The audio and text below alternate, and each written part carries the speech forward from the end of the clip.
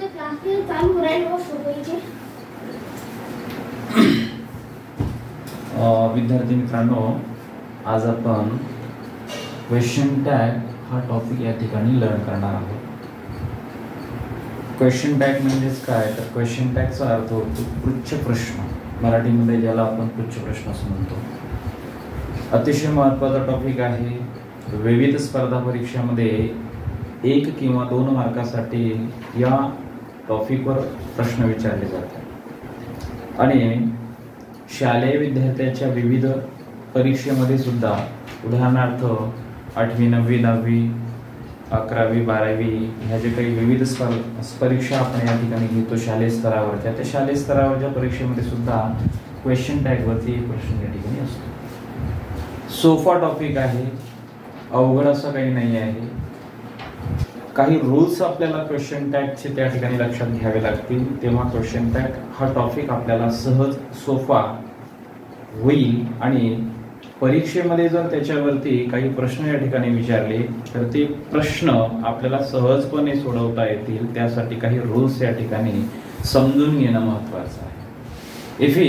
If we try to understand the topic of question tag, so first of all we have to try to understand some basic rules of question tag. Then the topic it will be very easy to understand.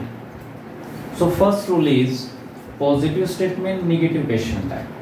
The basic rule of question tag is, question tag चा अत्यंत पायाभूत नियम पहिला जर कोणता असेल तो हा आहे की जर एखादं स्टेटमेंट या ठिकाणी पॉझिटिव्ह असेल, पॉझिटिव्ह स्टेटमेंट असेल, तर त्या ठिकाणी त्याला निगेटिव्ह क्वेश्चन टॅग त्या ठिकाणी दिला जातो. If the statement is positive we have to give a negative question tag. For example, you are a student. We have given here a negative question tag, that is aren't you. आता question tag देताना आपल्याला वाक्यातल्या सहाय्यकारी क्रियापदाचा वापर करावा लागतो किंवा त्याची मदत आपल्याला घ्यावी लागते. हा एक महत्त्वाचा रूल आहे आणि तो आपल्याला लक्षात घ्यावा लागेल. If we want to give a question tag to any statement, so we have to take the help of auxiliary verb or whatever modal auxiliary verb given in that particular sentence. की त्या वाक्यामध्ये कोणतं सहाय्यकारी क्रियापद दिलेलं आहे किंवा कोणतं मॉडल ऑक्झिलरी व्हर्ब त्यामध्ये आहे, तर त्या मॉडल ऑक्झिलरी व्हर्बचा वापर आपल्याला क्वेश्चन टॅग देताना करावा लागेल. आणि जर निगेटिव्ह क्वेश्चन टॅग द्यायचा असेल तर त्या मॉडल ऑक्झिलरी मध्ये किंवा ऑक्झिलरी व्हर्ब मध्ये आपल्याला नॉट ऍड करून त्या ठिकाणी कॉन्ट्रॅक्टेड फॉर्म त्या ठिकाणी द्यावा लागेल. जसे की त्या ठिकाणी आरंट आलेलं आहे. मग हे आरंट कसं काय आलं, तर आर प्लस नॉट याला आपण कॉन्ट्रॅक्टेड फॉर्म म्हणतो. काय म्हणतो आपण याला, कॉन्ट्रॅक्टेड फॉर्म. आणि मग बेसिक रूल आपला हा आहे, if the statement is positive, the question tag is negative. So as a vice versa, negative statement, positive question tag. वाक्य जर नकारार्थी असेल तर क्वेश्चन टॅग हा होकारार्थी असतो. वाक्य जर होकारार्थी असेल तर क्वेश्चन टॅग हा नकारार्थी असतो. म्हणजे जेव्हा आपल्याला पॉझिटिव्ह क्वेश्चन टॅग द्यायचा असतो तेव्हा त्या वाक्यातील ऑक्झिलरी वर्ब सोबत जे काही नॉट आलेलं असते ते नॉट त्या ठिकाणी निघून जाते, म्हणजे तेच त्या ठिकाणी ओमिट करावं लागते. आणि म्हणून या ठिकाणी वाक्य आहे, Soham is not a doctor. The basic statement is negative and here the question tag we have given is he.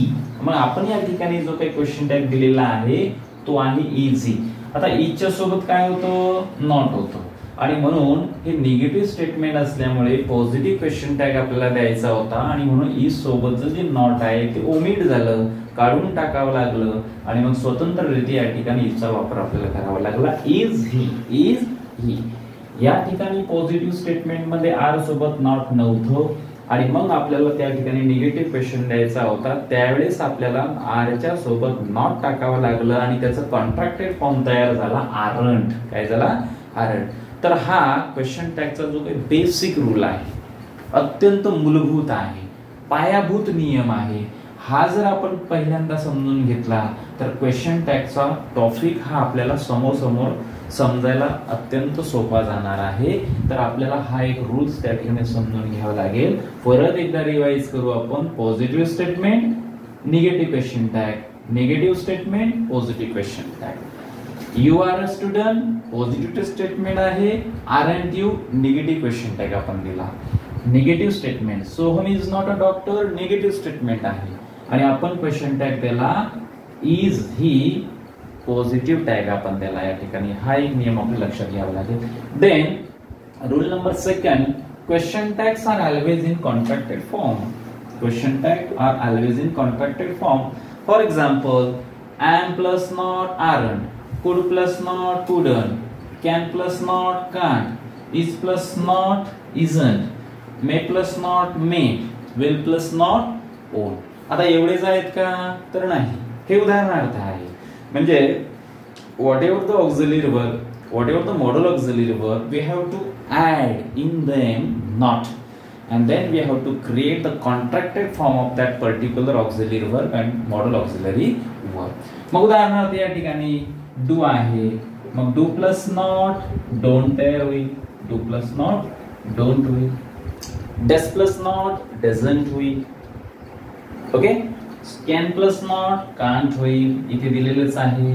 Okay, may plus not meant आहे, कॅन प्लस नॉट कांट आहे, इज प्लस नॉट इजंट आहे, will plus not ओंट आहे. आणि मग इथे आपण पाहिलं R plus not aren't आहे, आर प्लस नॉट आरंट आहे. मग जेवढे काही ऑक्झिलरी व्हर्ब आहेत आणि मॉडल ऑक्झिलरी व्हर्ब आहेत त्यामध्ये आपल्याला नॉट टाकून त्याचा कॉन्ट्रॅक्टेड फॉर्म तयार करावा लागेल. आणि या कॉन्ट्रॅक्टेड फॉर्मचा वापर आपल्याला कुठे करायचा आहे? तर निगेटिव्ह क्वेश्चन टॅग देताना करायचा आहे. जेव्हा स्टेटमेंट पॉझिटिव्ह असते तेव्हा या सगळ्या कॉन्ट्रॅक्टेड फॉर्मचा वापर आपल्याला निगेटिव्ह क्वेश्चन टॅग देताना करायचा आहे. When if the statement is positive, we have to give a negative question tag. That time we have to use this contracted form of the auxiliary and modal auxiliary verb while giving the question tag to such a sentence. आणि मग अशा प्रकारच्या विधानाला question tag देताना म्हणजे सकारात्मक विधानाला question tag देताना नकारात्मक क्वेश्चन टॅगचा जेव्हा वापर आपल्याला करावा लागतो तेव्हा या कॉन्ट्रॅक्टेड फॉर्मचा वापर आपल्याला करावा लागतो. आता am प्लस नॉट, आता am प्लस नॉट हे एक्सेप्शनल आहे बाळाओ. तर am प्लस नॉट am होत नाही, तर am प्लस नॉट काय होईल? काय होईल? aren't. am plus not am होत नाही तर am प्लस नॉट होते aren't. काय होते? aren't. तर हे आपल्याला त्या ठिकाणी समजून घ्यावं लागेल. must plus not mustn't, must plus not mustn't. Okay, तर अशा पद्धतीचे ते कॉन्ट्रॅक्टेड फॉर्मचा वापर आपल्याला करावा लागतो. रूल नंबर 3 आहे, अत्यंत महत्त्वाचा बेसिक रूल आहे. If the subject of proper sentence is personal pronoun, if the subject of the proper sentence is a personal pronoun. मग आता पर्सनल प्रोनाउन कोणते आहेत? मग पर्सनल प्रोनाउन आहे I, personal pronoun we, you, he, she, it, they. These are personal pronouns. याला आपण पुरुषवाचक सर्वनाम असं म्हणतो. काय म्हणतो आपण याला? पुरुषवाचक. मग I आहे, we आहे, you आहे, he, she it and they. These pronouns are called as a personal pronoun. आणि मग याला पुरुषवाचक सर्वनाम असं म्हणतो. मग रूल काय आहे? If the subject of the proper sentence is a personal pronoun, then the subject of question tag will be the same. आणि मग जेव्हा अशा एखाद्या वाक्याचा हा सब्जेक्ट जेव्हा पर्सनल प्रोनाउन असतो तेव्हा त्या वाक्याला क्वेश्चन टॅग देताना तोच पर्सनल प्रोनाउन आपल्याला क्वेश्चन टॅगचा सब्जेक्ट म्हणून वापरावा लागतो. उदाहरणार्थ या ठिकाणी बघू, यू आर स्टुडंट. आता या ठिकाणी subject of the sentence is you आहे, subject of the sentence is you आहे. आणि मग क्वेश्चन टॅग देताना आपण या ठिकाणी यू आणि हा यू कायमच ठेवणार, विल बी द सेम म्हटलं, will be same. Personal pronoun मध्ये आपल्याला कोणताही बदल करायचा नाही आहे. म्हणून या ठिकाणी you are a statement question tag देताना म्हणजे या क्वेश्चन टॅगचा जो काही सब्जेक्ट झाला तो सब्जेक्ट काय आहे तर तो सेम आहे, सारखाच आहे. म्हणून हा एक बेसिक रूल आहे. हा रूल आपल्याला या ठिकाणी समजून घ्यावा लागेल. काय आहे? If the subject of proper sentence is personal pronoun, म्हणजे पर्सनल प्रोनाउनचा म्हणजे प्रॉपर एखादं स्टेटमेंट आहे आणि त्या स्टेटमेंटचा सब्जेक्ट जर पर्सनल प्रोनाउन असेल, काय असेल? पर्सनल प्रोनाउन असेल. मग पर्सनल प्रोनाउन कोणते मी सांगितले? आय आहे, वी आहे, यू आहे, he, she, it and they. These are called personal pronoun. आणि हे जर सब्जेक्ट असतील आणि मग अशा वाक्याला आपल्याला क्वेश्चन टॅग द्यायचा असेल तर that time we have to use the subject of question tag is personal pronoun. There is no need to change, म्हणजे दुसरं काही आपल्याला बदल करण्याची आवश्यकता नाही. आणि म्हणून म्हटलेलं या ठिकाणी विल बी सेम, म्हणजे ते सेमच राहते, त्याच्यामध्ये कोणत्याही प्रकारचा चेंज होत नाही. उदाहरणार्थ बघा, they are coming, they are coming. आता हे एक स्टेटमेंट आहे, हे विधान आहे. Subject of the sentence is they. आणि मग या वाक्याचा जो काही कर्ता आहे तो कर्ता कोण आहे तर तो दे आहे. काय आहे? दे. सब्जेक्ट दे आहे. आणि मग या ठिकाणी जो काही आपण या ठिकाणी टॅग दिलेला आहे त्या क्वेश्चन टॅगचा सब्जेक्ट सुद्धा देच आहे. काय आहे? दे आहे. इथे दे आहे, इथे दे आहे. Why? Because this is the proper statement and in that proper statement the subject is a proper subject is a personal noun. Sorry, subject is a personal noun. म्हणजे या प्रॉपर स्टेटमेंट म्हणजे वाक्याचा जो काही कर्ता आहे तो कर्ता कोण आहे तर पर्सनल प्रोनाउन आहे. आणि म्हणून क्वेश्चन टॅग देताना आपल्याला या ऑक्झिलरी व्हर्बचा तर वापर करायचाच आहे. नंतर जी गोष्ट आपल्याला पाहायची आहे की म्हणजे सेंटेन्स हे निगेटिव्ह आहे का, सेंटेन्स हे पॉझिटिव्ह आहे का. निगेटिव्ह असेल तर आपल्याला पॉझिटिव्ह क्वेश्चन टॅग द्यायचा आहे. सेंटेन्स जर पॉझिटिव्ह असेल तर आपल्याला निगेटिव्ह क्वेश्चन टॅग द्यायचा आहे. तो नंतरचा भाग आहे. म्हणजे इथे आपल्याला टॅग देताना पर्सनल प्रोनाउनचाच वापर करायचा आहे. हा रूल नंबर 3 आपल्याला या ठिकाणी सांगत आहे. If the subject of proper sentence is personal pronoun. मग पर्सनल प्रोनाउन कोणते आहेत तर I, we, you, he, she, it and they. Then the subject of question tag will be same. आणि मग त्या क्वेश्चन टॅगचा सब्जेक्ट सुद्धा तोच असतो. पर्सनल प्रोनाउन जर वाक्याचा करता असेल तर क्वेश्चन टॅग मध्ये सुद्धा पर्सनल प्रोनाउन हेच त्या टॅगचा करता असतो. हे आपल्याला समजून घ्यायचं आहे. देन रूल नंबर 4 आहे. काय आहे? इफ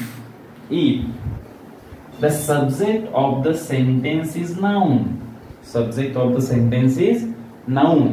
आणि मग या ठिकाणी सेंटेन्सचा सब्जेक्ट जर या ठिकाणी नाउन असेल, काय असेल? नाउन. आता लक्षात घ्या, नाउन कोणते आहेत मग? Proper noun, common noun. Proper noun किंवा कॉमन नाउन. आता आपण नाउनचे प्रकार शिकलेले आहेत. 5 प्रकार नाउनचे आहेत.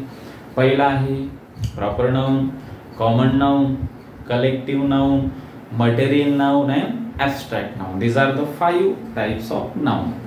आणि मग नाउन असेल मग ते कोणतंही नाउन असेल. मग उदाहरणार्थ त्या ठिकाणी एखाद्या वेळेस वाक्याचा करता एखादं प्रॉपर नाउन असेल.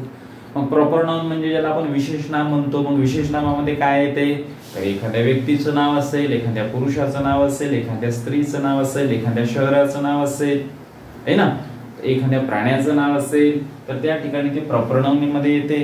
ओके. देन कॉमन नाउन असेल. आता कॉमन नाउन म्हणजे याला आपण काय म्हणतो? सामान्य नाम म्हणतो. ओके. हे जे सगळे आपल्याला आजूबाजूला झाडं दिसतात त्या झाडांची प्रत्येक झाडांची वेगवेगळी नावं आहेत. But commonly we call it a tree. Okay. ही सगळी जी काही मुलं आपल्याला खेळताना दिसतात, every boy is identified by a particular name but we commonly called it a boy. आजूबाजूला सगळ्या मुली आपल्याला दिसतात, सगळ्या मुलींची नावं वेगवेगळी आहेत परंतु कॉमनली आपण त्याला गर्ल म्हणतो. ओके.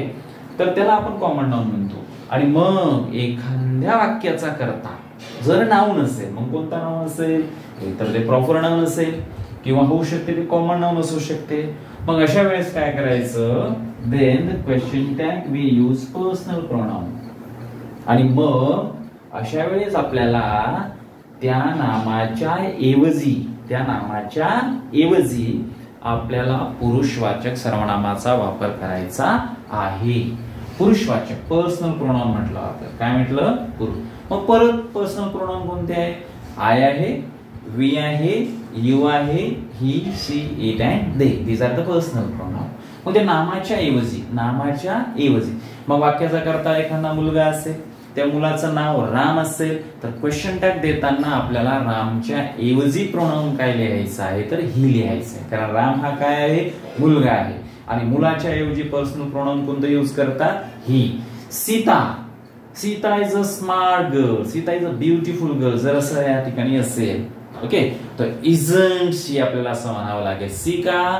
कारण सीता ही मुलगी आहे आणि मुलीच्या ऐवजी आपण पुरुषवाचक सर्वनाम कोणतं यूज करतो? तर ते सी यूज करतो. हे आपल्याला समजून घ्यावं लागेल. हे केव्हा करायचं आहे? जर एखाद्या स्टेटमेंटचा सब्जेक्ट हा नाउन असेल आणि क्वेश्चन टॅग देताना त्या नाउनच्या ऐवजी आपल्याला पर्सनल प्रोनाउनचा वापर करायचा आहे. ओके, सो आणि मग करताना एक गोष्ट आपल्याला लक्षात घ्यायची आहे. According to the number, gender and person of the subject of the statement. मग त्या स्टेटमेंटचा जो सब्जेक्ट आहे, मग तो प्लुरल फॉर्म मध्ये आहे का, तो सिंग्युलर फॉर्म मध्ये आहे का, त्याचं जेंडर आपल्याला ओळखून घ्यावं लागेल. उदाहरणार्थ आपण सांगितलं राम आहे, मग रामचं जेंडर काय? तर मॅस्क्युलाइन आहे. आणि मग मॅस्क्युलाइन जेंडरच्या ऐवजी आपण प्रोनाउन ही वापरतो. उदाहरणार्थ सीता आहे, एखाद्या सेंटेन्सचं सब्जेक्ट जर सीता आहे, door of the action Sita आहे, सीताचं जेंडर काय आहे? तर ते फेमिनाइन जेंडर आहे. आणि मग फेमिनाइन जेंडरच्या ऐवजी आपण कोणतं प्रोनाउन यूज करतो? तर सी यूज करतो. न्यूट्रल जेंडर आहे, विंडो आहे, डोर आहे, पेन आहे, पेन्सिल आहे, न्यूट्रल जेंडर आहे. आणि मग न्यूट्रल जेंडरच्या ऐवजी आपण कोणतं प्रोनाउन यूज करतो? तर इट यूज करतो. तर ह्या गोष्टी आपल्याला लक्षात घ्याव्या लागतील. केवळ आपल्याला नामाच्या ऐवजी पुरुषवाचक सर्वनामाचा वापर करायचा तर आहेच, पण तो करत असताना आपल्याला लक्षात घ्यायचं नंबर, आपल्याला लक्षात घ्यायचं जेंडर आणि आपल्याला लक्षात घ्यायचं आहे पर्सन. ह्या 3 गोष्टी आपल्याला समजून घ्यायच्या आहेत. ओके, आता उदाहरणार्थ बघा, Rani is a nice girl. Rani is a nice girl. आता subject of the sentence is Rani and Rani is a noun. Rani काय आहे? नाम आहे. काय आहे? मग कोणतं नाम आहे? तर ते प्रॉपर नाउन आहे. कोणतं आहे? प्रॉपर नाउन आहे. आणि मग अशा वेळेस आपल्याला काय करायचं आहे? मग इजंट राणी म्हणायचं का? तर नाही, हे चूक होऊन जाईल. मग आपल्याला नियम काय सांगतो? जर एखाद्या वाक्याच्या सुरुवातीला जर विशेष नाम आला असेल, सामान्य नाम आला असेल, तर त्या विशेष नाम आणि सामान्य नामाच्या ऐवजी आपल्याला पुरुषवाचक सर्वनामाचा वापर करायचा आहे त्याच्या ऐवजी. पण हे करत असताना आपल्याला सिंथेस नाम सिंग्युलर आहे का, प्लुरल आहे का समजून घ्यायचं आहे. त्याचा जेंडर आपल्याला समजून घ्यायचं आहे, लिंग आपल्याला त्याचं समजून घ्यायचं आहे, आणि ते एकवचनी अनेकवचनी आहे का हे समजून घ्यायचं आहे. आणि म्हणून त्याच्या ऐवजी मग पुरुषवाचक सर्वनामाचा वापर करताना आपल्याला ते सोपं जाईल. मग या ठिकाणी we identified that Rani is a feminine gender. आणि दुसरी गोष्ट, राणी ही एकवचनी नाम आहे. आणि म्हणून राणीच्या ऐवजी आपण या ठिकाणी काय यूज केलं बाळाओ? सी. इजंट सी म्हटलं आपण. काय म्हटलं? Isn't she. Rani is a nice girl. Question tag देताना इजंट सी. मग हे जे सी या ठिकाणी रिप्लेस केलं, राणीच्या ऐवजी आपण सी या ठिकाणी रिप्लेस केलं. ओके, राणीला रिप्लेस केलं आपण सी मध्ये. Y? Because Rani is a feminine gender. आणि म्हणून राणीच्या ऐवजी आपण सर्वनाम कोणतं वापरलं? सी.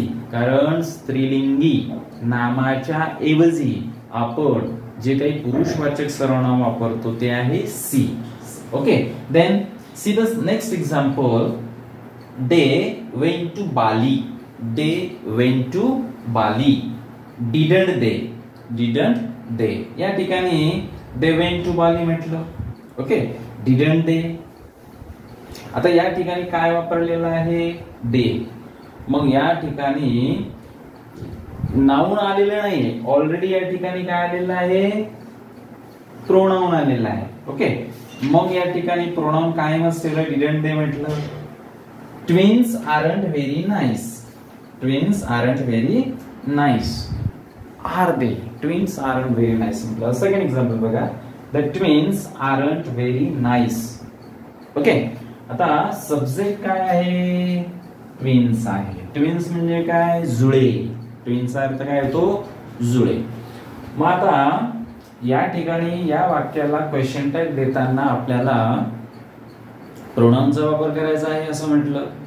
मग नंबर लक्षात घ्यायचं. इथे काय म्हटलं बघा बाळाओ की नामाच्या ऐवजी पुरुषवाचक सर्वनामाचा वापर करायचा आहे, पण तो करताना नंबर पहा.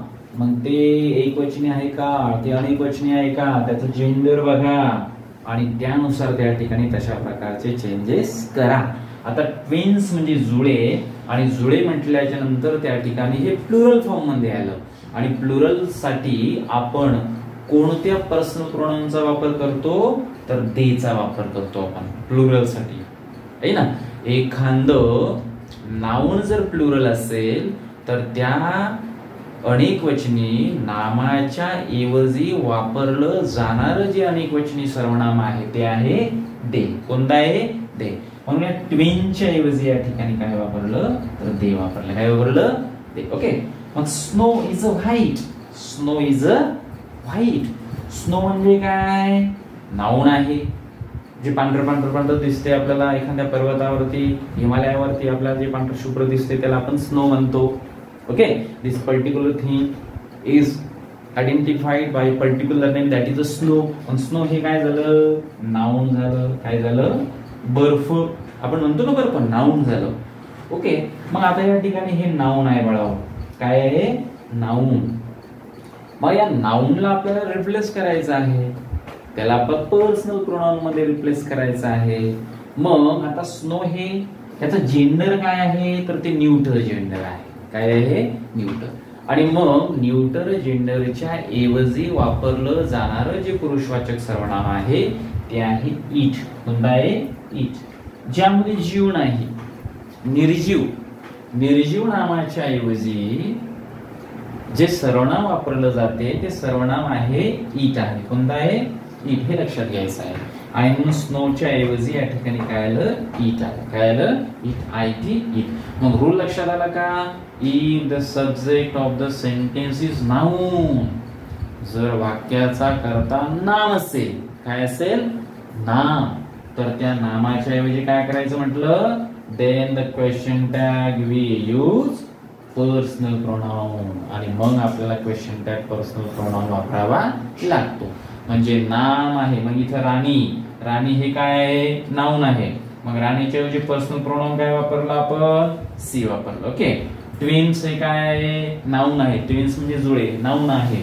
मग या आता हे अनेकवचनी आहे, अनेकवचनी सब्जेक्ट आहे आणि मग याच्या ऐवजी आपण काय यूज केलं? दे. मग ते काय? पर्सनल प्रोनाउन आहे. स्नो काय आहे? बर्फ. बर्फ म्हणजे काय? तर ते नाउन आहे.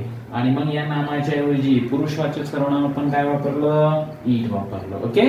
मग हा रूल्स काय सांगतो की एखाद्या वाक्याचा कर्ता जर नाम असेल तर त्या नामाच्या ऐवजी क्वेश्चन टॅग मध्ये आपल्याला पुरुषवाचक सर्वनामाचा वापर करावा लागतो.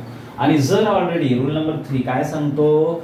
जर वाक्याचा कर्ता हा पुरुषवाचक सर्वनामच असेल तर क्वेश्चन टॅग देताना पुरुषवाचक सर्वनामाचाच वापर करावा लागतो. त्यामध्ये कोणताही बदल करण्याची आवश्यकता नाही. मात्र रूल नंबर 4 काय सांगतो? जर वाक्याचा कर्ता हा या ठिकाणी काय असेल? नाउन असेल तर अशा वेळेस मात्र आपल्याला त्या नामाच्या ऐवजी पुरुषवाचक सर्वनामाचा वापर करावा लागतो. So these are 4 rules we have to understand it. आणि मग नंतरच्या भागामध्ये अजून आपण त्याच्या समोरचे नियम आपण या ठिकाणी बघू. तर क्वेश्चन टॅग हा टॉपिक आपण समजून घेत आहोत. तर पहिला नियम, बेसिक रूल आहे positive statement, negative question tag. Negative statement, positive question tag.